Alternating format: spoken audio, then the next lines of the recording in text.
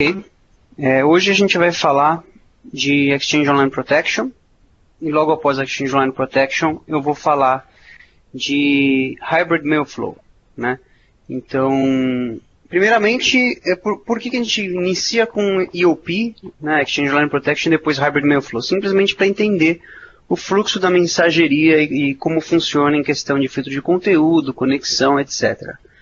Já a Hybrid Mail Flow fica muito mais simples de entender agora, depois que a gente fez o Hybrid Configuration Wizard, porque ele criou os conectores necessários para que exista mensageria no meu ambiente. Então eu vou falar EOP, Hybrid Mail Flow. No YouTube eu vou separar esse vídeo em dois, porque a gente teve um feedback de ter vídeos mais curtos. Então, EOP, vamos iniciar o EOP, né? O que é o Exchange Online Protection? Nada mais é do que a gente chama de USMTP ou aquele servidor de mail flow de borda do Office 365, né? Alguns clientes que não possuem Office 365, temos alguns sim no Brasil, na América Latina, muitos nos Estados Unidos também, eles usam somente o Exchange Online Protection standalone, né? Como outros produtos de terceiros existentes aí no mercado, Exchange Online Protection também pode ser vendido como standalone. Ele possui algumas vantagens do EOP que já vem no 365 Embedded, mas logicamente o Office 365, quando você tem o EOP, você não paga nada mais por isso. O EOP já vem no produto, né, na sua licenciamento do Office 365.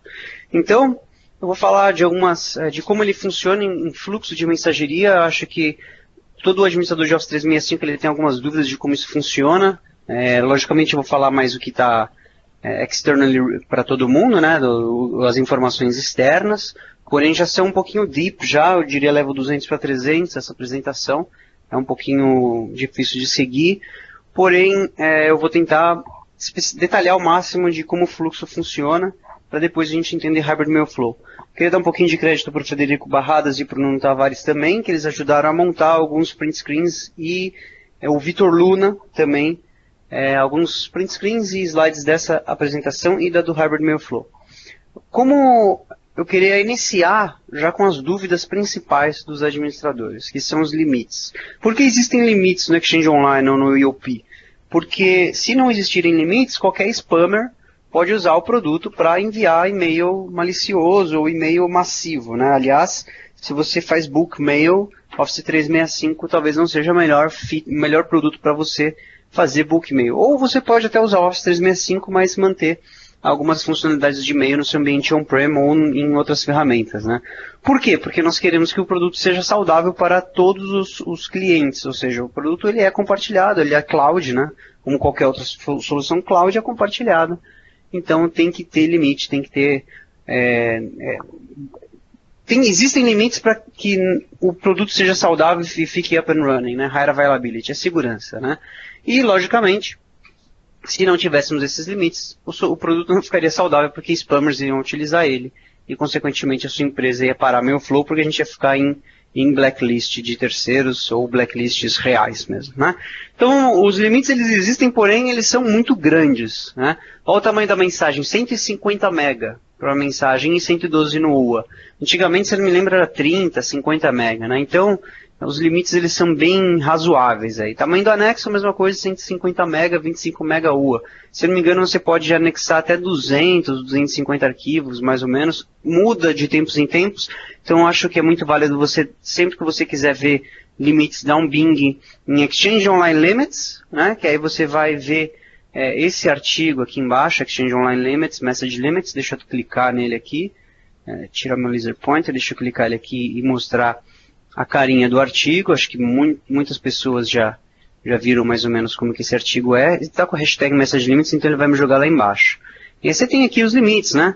Message Side Limit para Outlook, 150 MB, para OA 112, Outlook for Mac 35, deixa eu pegar aqui, 250 anexos, então são 250 anexos, e não só a parte de mensageria, mas existem várias coisas de Exchange Online Limits para você ver aqui. Esse artigo, sim, ele é atualizado de tempos em tempos e assim, a nossa equipe ela trabalha muito ativamente para atualizar isso aqui de tempos em tempos. O Recipient Rate Limit é um artigo nosso, do time de Latam, sobre ele, vou até mostrar para vocês mais ou menos o que significa o Recipient Rate Limit. Ele é basicamente um limite que existe para recipients que saem de uma mailbox por dia, em um limite de 24 horas. Novamente, né, isso aqui pode ser alterado a qualquer momento. Para você validar, entra nesse artigo aqui. Existe um Message Limits, acredito, não, acho que não é Message Limits, é Recipient Limits, aqui, Recipient and Sender Limits, ele fala 10 mil per day.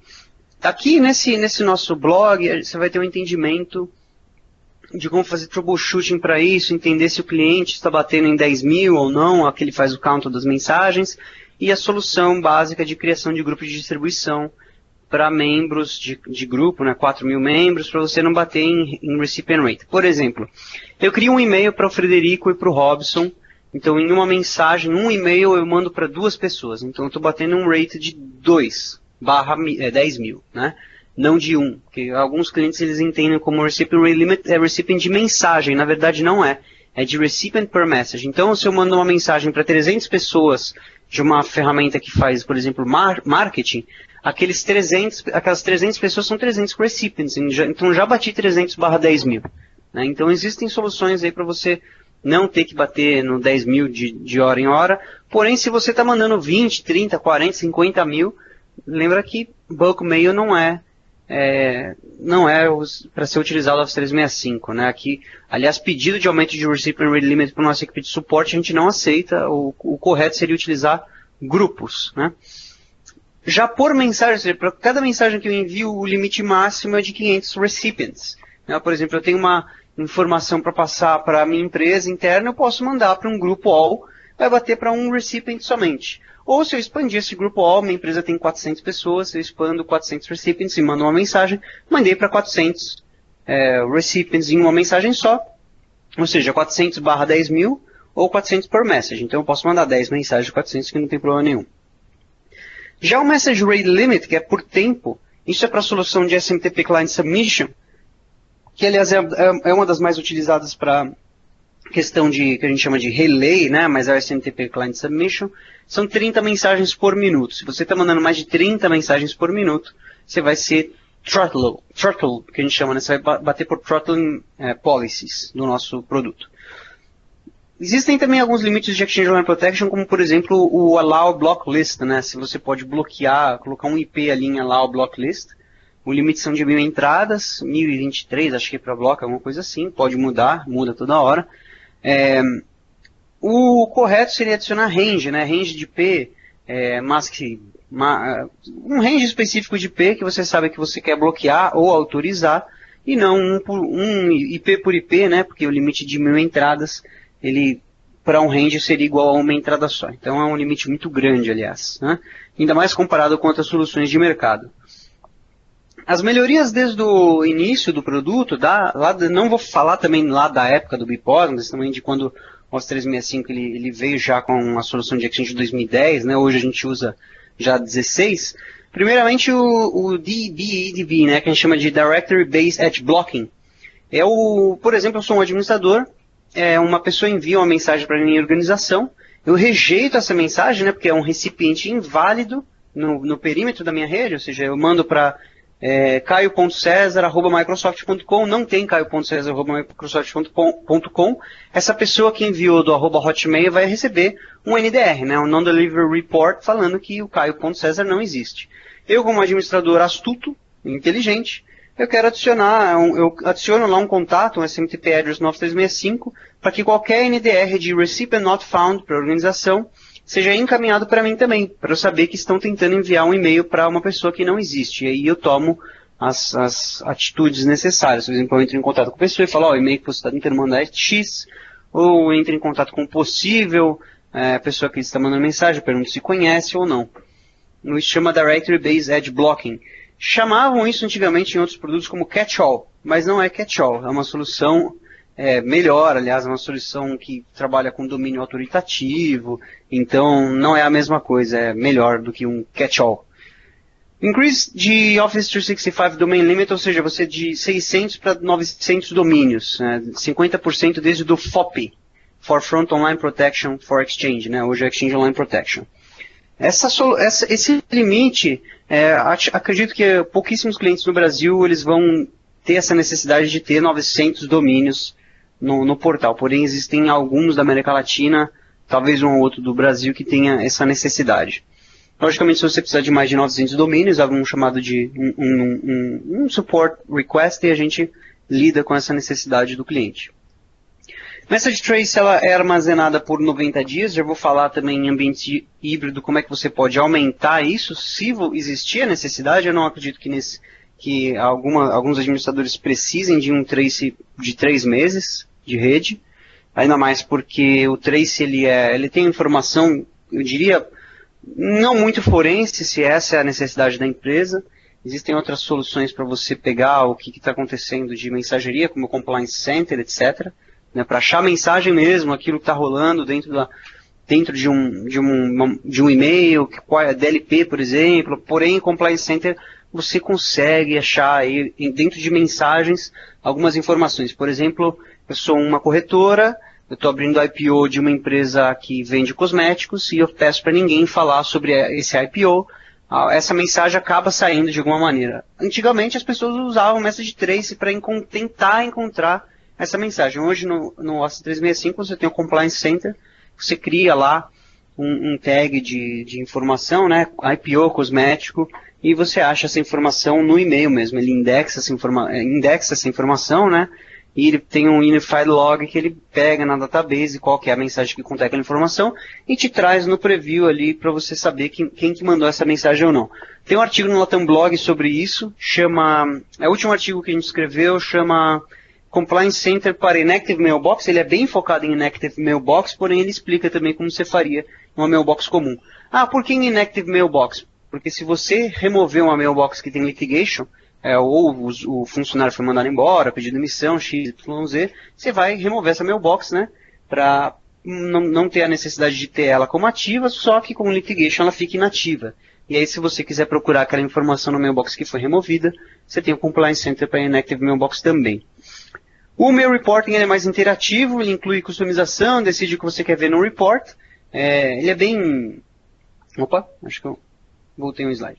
Ele é bem simples de ler, ele é bem human readable, então qualquer pessoa que pegar aquele report consegue entender o fluxo de mensageria, possíveis spams, possíveis outbound spammers, etc. Né, para você também, às vezes, tentar identificar se uma máquina está com algum vírus, alguma coisa assim, tentando mandar outbound spam do Office 365.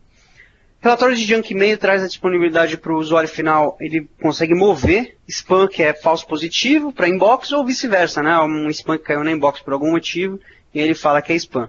E também ele consegue com um cliquezinho de mouse reportar para a Microsoft que aquilo é um junk, né? Reportar para o próprio Exchange Line Protection. Data Loss Protection, assim como outras ferramentas e outras soluções do mercado de terceiros, é aquela funcionalidade que mantém a organização mais segura em questão de compliance para não sair informação, por exemplo, de cartão de crédito ou uma DLP customizada, você não quer que saia nenhuma informação de caractere específico ou anexo específico, DLP ele existe para isso. E temos o Advanced Threat Protection, que é a solução que a gente trabalha com Safe Link, Safe Attachment. A gente tem um artigo aqui falando disso. Aliás, a gente simula um Spear Phishing Attack, simula usando a ferramenta que muitos atacantes utilizam, né, que é a utilização de um produto de terceiro, free aí no mercado, para você fazer um phishing. Então, inicialmente, eu faço um clone do website, eu estou fazendo um clone do portal, eu pego um Open Relay da internet, uso o Caio C, por exemplo, para enviar um e-mail para esse meu amigo, finjo que eu sou o Microsoft Office 365 Team, está vendo que ele vem a mensagem como Office 365, @Microsoft Online, para Caio César, e aí eu falo para o cara que para ele não ter, né, para o processo dele não ficar com interrupção do Office 365, ele precisa ter uma task administrativa, clica na URL e aí eu pego a senha do Caio, né, porque eu estou com um website clonado na internet, que ele está lá só esperando o Caio colocar a senha dele. Eu peguei o MyPassword, né, porque eu tenho o log desse web server que é malicioso. E aí como que a gente evita esse tipo de phishing, né? Primeiramente eu tenho o Advanced Spam Filter, para ler o corpo da mensagem e, por exemplo, se eu estou fazendo um URL redirection para outro endereço, eu consigo bloquear esse tipo de coisa. Eu vou explicar na sessão como é que eu faço isso em Advanced Spam Filter. Ou se você possui, se não me engano é Enterprise 5 License, você consegue usar o Advanced Threat Protection, SafeLink, por exemplo, que ele vai ler, ele vai fazer em real time a leitura da URL que está dentro daquele corpo do e-mail, está on aqui, e aí eu consigo ver se essa URL é válida ou não. Então você pode ver que ele é redirecionado para safelink.protection.com, aqui no redirecionamento, ele fala que esse site foi classificado como mal intencionado. Ainda bem, né? Porque senão teríamos a senha do administrador comprometida, né? Advanced Threat Protection é isso, a solução Power do Office 365, da Exchange Online Protection que a gente tem no mercado. Se você quiser mais informações sobre o que o Exchange Online Protection ele possui, né? Dá um Bing Exchange Online Protection Service Description, você vai ter ali as funcionalidades que cada plano tem para cada cliente, cada solução, o Direct Based Blocking, etc., Anti-Protection, Anti-Malware, Hybrid Mail Routing, como funciona. E ele é bem completinho. Então, temos esses artigos e agora vamos para como funciona o Exchange Online Protection. Então, eu vou explicar esse flow e aqui mais da frente cada uma das ações específicas, tá? Então, para entender esse flow, vamos de cima para baixo. A primeira coisa que acontece em MailFlow, mais simples, né? A internet manda mensagem para o usuário. @hotmail, @outlook.com, @minhaempresa.com, manda e-mail para a sua empresa que ela está no Office 365, né? Manda da internet. Qual que é o segundo passo? O segundo passo é basicamente o seu domínio. Quando eu estou mandando e-mail para caioc@microsoft.com, ele vai fazer um query para o Microsoft.com e ver qual que é o seu, né, o seu registro de DNS MX, né? Quem que é o SMTP, quem que é o servidor de e-mail que responderia para esse domínio, né? Então ele vai pegar o MX e basicamente vai ver que é o IOP, né? Aquele domínio, aquele novo DNS, o domínio protection.com, enfim. A mensagem então ela está chegando na minha organização. Então, a primeira coisa que vai acontecer é o primeiro filtro que vai passar por toda a parte de anti-spam da minha organização, ele chama o filtro de conexão. E é aqui que, na maioria das vezes, a mensagem, se é spam, ela é dropada, né? A gente consegue eliminar muito spam pelo filtro de conexão. Por quê? Porque existe um negócio que a gente chama de reputação, correto? Então, se eu já sou um spammer conhecido, eu mando muito spam, ou se eu crio um relay, uso um open relay da internet, e uso ele para mandar spam, mando milhões de mensagens de uma vez só, basicamente eu já estou mandando para a internet a informação de que eu sou spammer. E aí a gente tem uma spam list, né, que ela é real time, e ela vai pegando quem são esses caras que estão fazendo spam atualmente e vai bloqueando o IP desse cara, o root domain name que ele está saindo, o range de conexão que ele está usando, e aí a gente bloqueia ele no connection filter. A porcentagem de spam que é bloqueada, a maior porcentagem é pelo filtro de conexão. E por isso que ele está lá em cima, no começo, porque pensa nele como um filtro mesmo, né? Você tem que filtrar de cima para baixo. Se você colocasse ele lá embaixo, a maior performance que seria o filtro de anti-spam, que é o filtro de conteúdo, que eu vou chegar nele lá na frente, ele seria feito antes. Então não seria legal, primeiro, para performance, e segundo, que não ia funcionar 100%, ia passar mais spam, né? Então, inicialmente, o filtro de conteúdo, ele pega a reputação de quem está mandando e valida se a mensagem tem que ser removida ou entregue para a organização. Logicamente que pode passar spam aqui no filtro de conteúdo, simplesmente porque o cara tem uma reputação boa, porém eu tenho mais passos aqui que vão declarar se a mensagem vai chegar ou não na mailbox do usuário. Então vamos lá. Passou pelo filtro de conexão, ou seja, o Exchange Online Protection ele vai inspetar para malware. Na maioria das vezes o spam é deletado para IOP, que é a junção dos dois passos, né, Connection Filter e Anti-Malware, e aí a mensagem passa para a terceira etapa, que seria a etapa onde algumas pessoas perguntam, né, antes de eu ir um pouquinho mais para frente, eu estou meio apressado, mas algumas pessoas perguntam o Anti-Malware como é que ele funciona. Ele tem algumas tecnologias já embedded no IOP, não é algo que o administrador pode ir lá remover o anti-malware, por exemplo. ou adicionar o anti-malware dele. Logicamente tem maneiras de fazer isso ou não, porém é muito raro a gente pegar cenário que cliente tem vírus chegando, a não ser que algumas especificações do produto do EOP, por exemplo, a DMS Spam Protection, estão desabilitadas. Ou que o cara conseguiu mandar essa mensagem de uma maneira muito inteligente, mas é muito raro.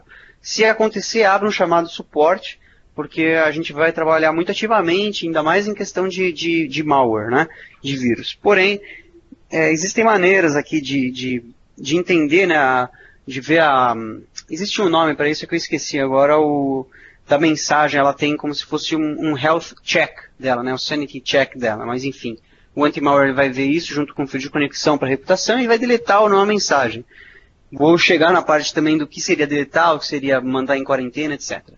E aí, vamos supor que a mensagem ela não é classificada como malware, né, o cara ele tem uma reputação ok, então ela vai continuar e vai bater no que a gente chama de policy filtering, né? Ela é analisada nas suas próprias transport rules.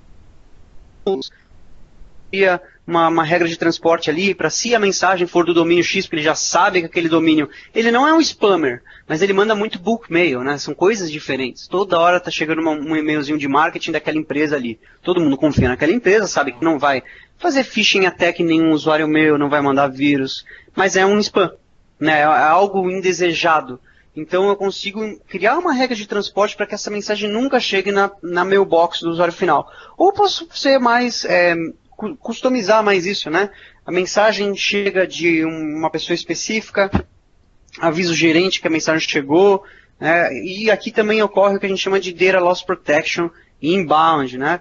Alguma informaçãozinha XPTA que não deveria estar chegando aqui, eu consigo mandar para a quarentena, eu consigo encaminhar essa mensagem para um administrador ou um gerente antes dela ser encaminhada para a mailbox do usuário final. Enfim, a mensagem não tem nenhuma transport rule em que isso seja triggered, ou seja, uma mensagem que nada ali demais, ela passa dessa parte de transport rule, policy filtering criadas, customizadas pelo administrador do próprio EOP, da empresa, né?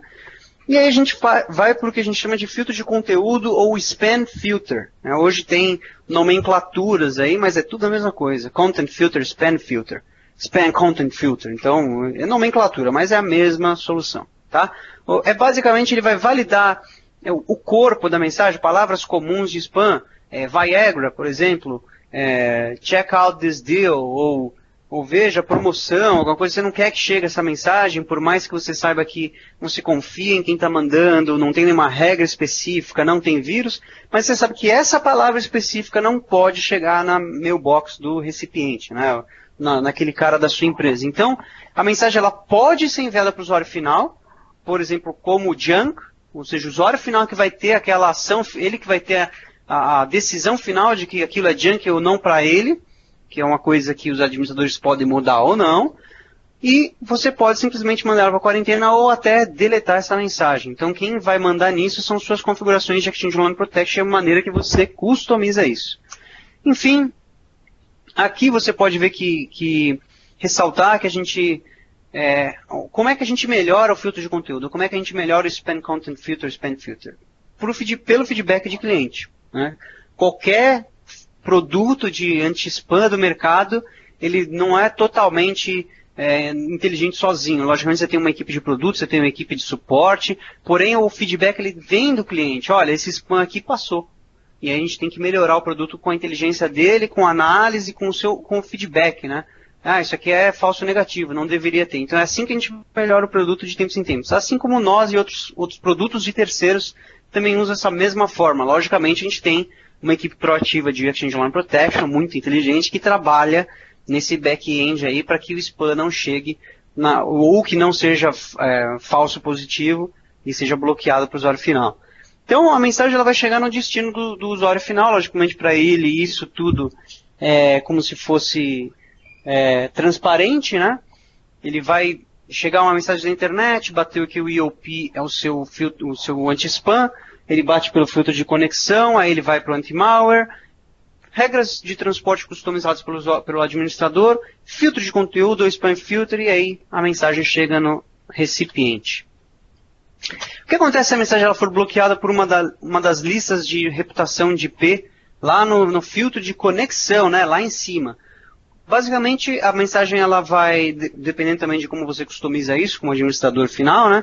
Mas a mensagem ela vai fazer um embed, ela vai adicionar no header, adicionar ele como X forefront report, e aí, logicamente, o valor do header específico aqui. Depois eu vou mostrar para vocês um artigo que ele explica muito bem isso aqui, cada coisinha que está lá. Então, ele é atualizado, né? Por exemplo, if the sender is on the allow list, ou seja, se está no allow list do seu EOP, eu confio nesse IP, confio nesse domain name, confio nesse range, eu vou estampar o header com spam confidence level -1, que vai fazer o bypass de spam filter. Não é 100% recomendado que você faça isso, logicamente, se você realmente confia naquele cara que está te mandando mensagem, você faz isso. É como se você estivesse trabalhando com Firewall, né? Você está criando uma regra lá allow all, você aceita tudo daquele carinha lá. Deve ser analisado.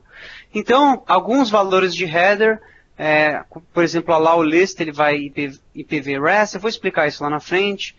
Block list, not listed, tenant allow list, IPv-call, global allow list, tenant allow list. Então, lá na frente eu vou explicar como é que você vai pegar e entender cada um desses valores de header. Porque às vezes a gente pega um header, né, ou um NDR, ou enfim, pega o header da mensageria e não consegue entender o que está rolando nessa comunicação. Pega um transfer, pega exatamente o message trace disso que está rolando, abre ele, e ele está todo em código, né? Não é tão human readable, e tem esses valores aí, como é que você vai entender o que está acontecendo na mensageria do seu tenant. Então, voltando ali, connection filter, ou seja, reputação do sender, você pode criar uma allow list, safe list, para ter certeza que você recebe a mensagem de um range aprovado ou não. O filtro de conteúdo, ou aquele spam filter, ele pode ser conteúdo inapropriado, explícito em mensagem de chegada, você pode alterar a ação em que você toma nessa mensagem, que são identificados como spam, por exemplo, eu vou filtrar, vou aceitar, vou mandar para junk.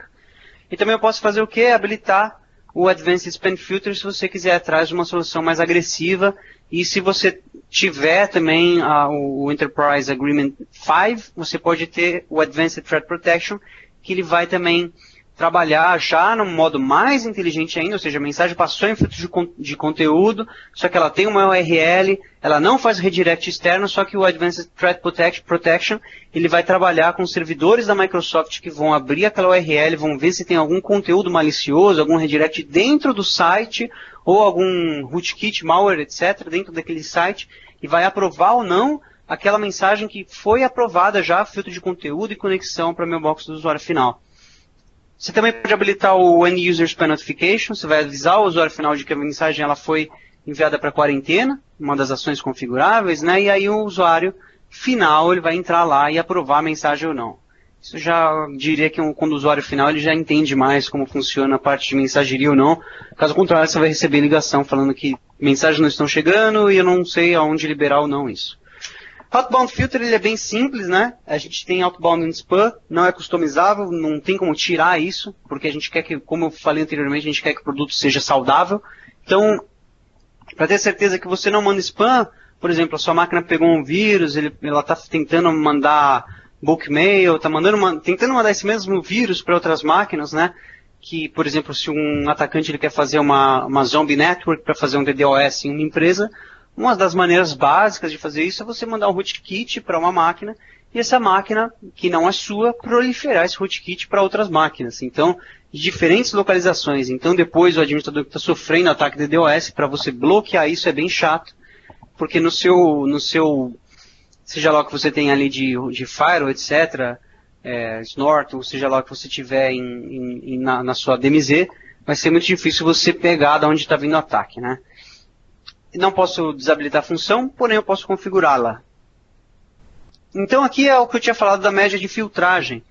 Por exemplo, se é Connection Filter, acaba marcando mais mensagem como spam, blocklist, então 80% desse tráfego de spam, ele já para ali.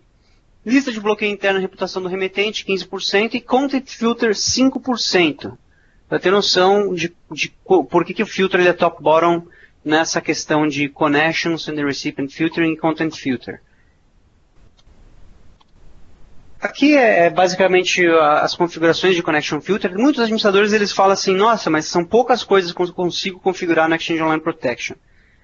É customizável, a solução ela já está no produto e, logicamente, se você quiser customizar uma coisinha a mais, pós-connection, você tem Content Filter, Advanced Spam for Protection, ATP, DLP, etc. Então, vamos lá. Safe List, né, por exemplo, a IP Allow List, eu vou aceitar a mensagem do GP Address adicionado. Recomendo usar a Range aqui. Block List, mesma coisa, só que eu vou bloquear a mensagem do IP Address. Novamente, eu recomendo usar a Range.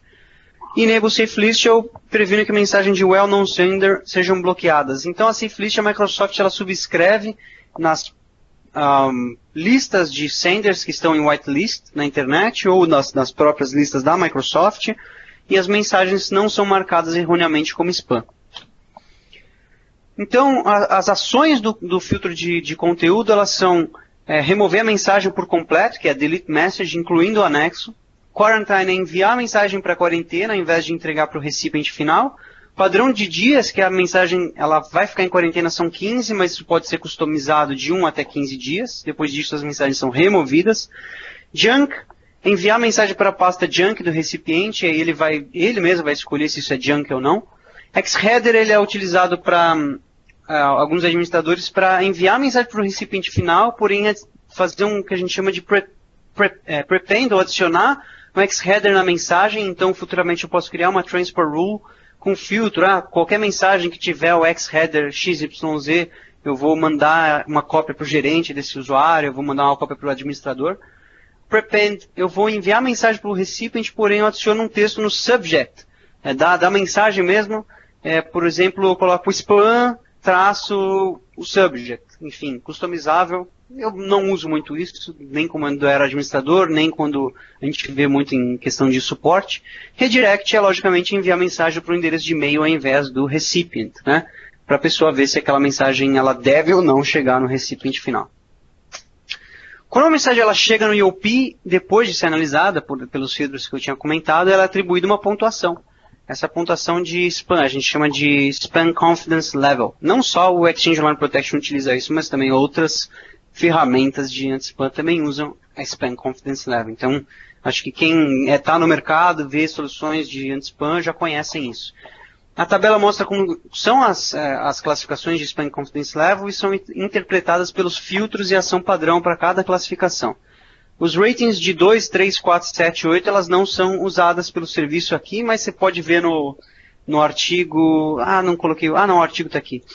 Deixa eu pegar o artigo, mostrar para vocês.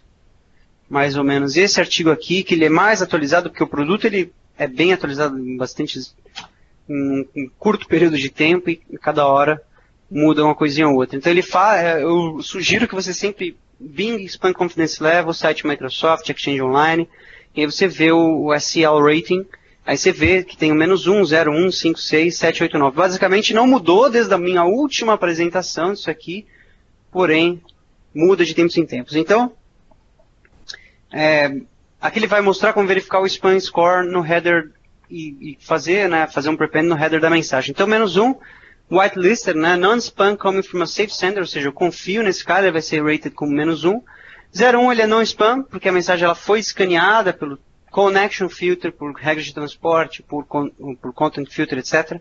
E ela é entregue para o recipient mailbox. 5, 6 eu entrego, porém eu vou para o junk mail folder. 7, 8, 9 ela é high confidence spam, é spam mesmo, e eu posso até customizar isso, entregar no junk mail folder, ou eu geralmente costumo mandar para quarentena ou deletar.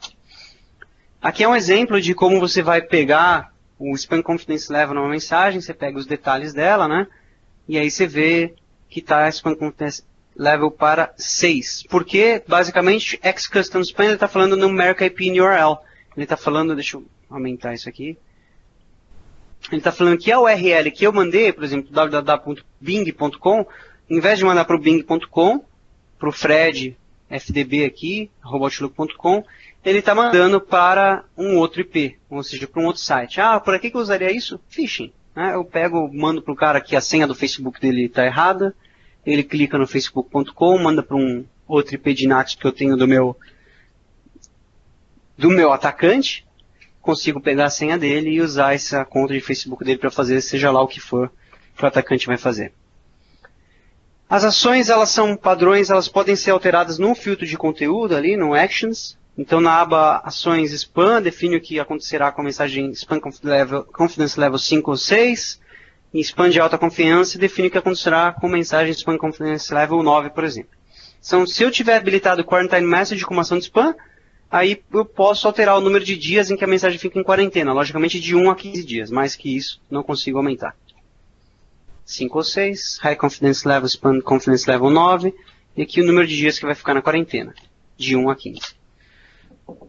Como eu estava falando, quando o Exchange Line Protection ele faz o scan da mensagem, vê de onde que ela está vindo, vê o que tem dentro da mensagem, ele vai inserir essa informação da análise dele no header da mensagem. Então, o campo que ele inserir, ele vai ajudar muito em questão de troubleshooting e data analysis, que a gente vai entender o motivo que leva a mensagem para ser ou não classificada como spam.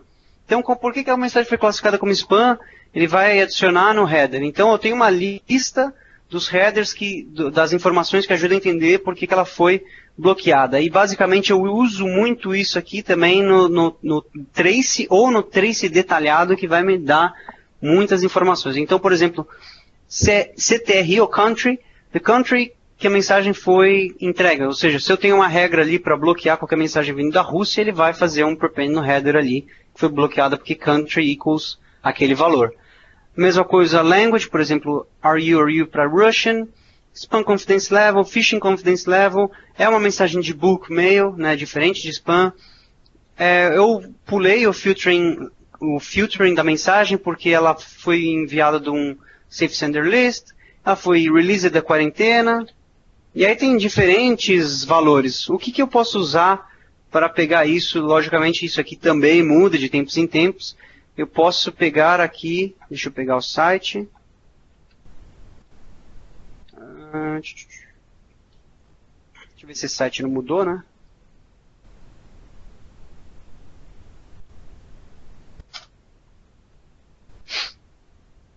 Anti-Spam Message Headers, da Exchange Line Protection. E aí ele vai ter aqui essa mesma informação que eu estou mandando, mas às vezes uma coisinha ou outra pode ser adicionada, ou removida, ou atualizada, né? Então, Bing Anti-Spam Message Header, Exchange Online, você vai ter esse mesmo artigo.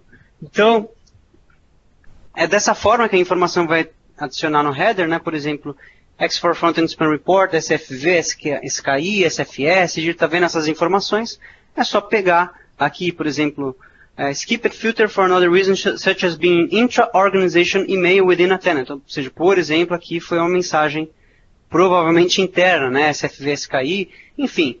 Spam Confidence Level -1, ou seja, ela passou, consequentemente ela tem que ser entregue para o mailbox do usuário final, e aí vai troubleshooting, né? Foi ou não entregue para o mailbox do usuário final? Foi, então o que pode acontecer? Que o usuário final falou que aquela mensagem não chegou. Ou ele deletou, ou ele tem uma regra de transporte dentro da mailbox, e por aí vai. É uma inbox rule, né, que a gente chama isso, e por aí vai troubleshooting. Porém, isso já explica como que você pode isolar o problema. Outbound, como eu falei, o outbound spam ele não pode ser removido. A gente usa 2 pools para mensagem de saída, que é o Standard Delivery, ou seja, mensagem que passou na nossa análise, e High Risk Delivery Pool para Outbound Messages, ou seja, aquela mensagem que provavelmente ela tem alguma coisa que está dizendo que ela é maliciosa, ou você está mandando bulk mail, ou aquela mensagem específica tem alguma palavra, alguma coisinha que não deveria conter. Para eu entender por que uma mensagem está indo em High Risk Delivery Pool, Message Trace faz uma análise e tenta entender o que está acontecendo.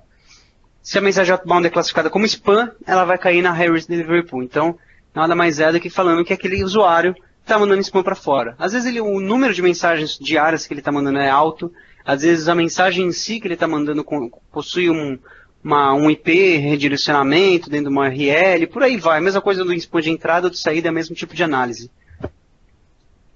Algumas opções boas para o Exchange Online Protection Admin é mandar uma cópia do Outbound Mail Suspicious para você conseguir entender, né, para um e-mail address de um grupo ou para o seu próprio e-mail address e notificar quando ele é bloqueado mandando Outbound Spam. Então você consegue aqui em preferência de spam de envio, enviar uma cópia de todas as mensagens. Eu prefiro usar uma notificação se o cara foi bloqueado, ou seja, se ele está mandando spam de saída mesmo, você vai receber todo aquele spam de volta para você. Então eu prefiro usar uma notificação, que é a segunda opção que o Frederico colocou aqui, admin@fred13.microsoft.com. Logicamente isso aqui é um exemplo, a gente não usa o Microsoft para Mailflow, mas ele recebe informação por que o cara foi bloqueado ou não.